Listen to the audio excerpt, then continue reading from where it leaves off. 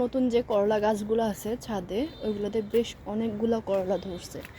তো আজকে হচ্ছে করলা গাছে স্প্রে করব, প্লাস অন্য যে সবজিগুলো আছে সেগুলোতে স্প্রে করব, তাই করলাগুলো আগে নিয়ে নিচ্ছে। কারণ স্প্রে করার 7 থেকে 8 দিনের মধ্যে আর কোনো সবজি তোলা যাবে না বা খাওয়া যাবে না। সেটা যে কোনো স্প্রেই হোক, সেটা আপনার ছত্রাকনাশক বলেন বা কীটনাশক বলেন বা মোড়কনাশক বলেন, যে কোনো স্প্রে করার পর 7 থেকে 8 দিন খাওয়া যে ফসলগুলো আছে বা যে সবজিগুলো আছে সেগুলো নেওয়া যাবে না। তাই আমি যেহেতু স্প্রে করব, তাই আমি করলাগুলো নিয়ে নিচ্ছি।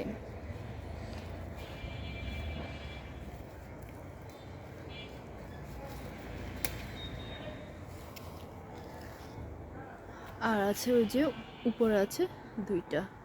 এই যে তো টোটাল এই গাছগুলা থেকে 3-4টা গাছ আছে, 3-4টা গাছ থেকে এই কয়টা করলা পেয়েছে।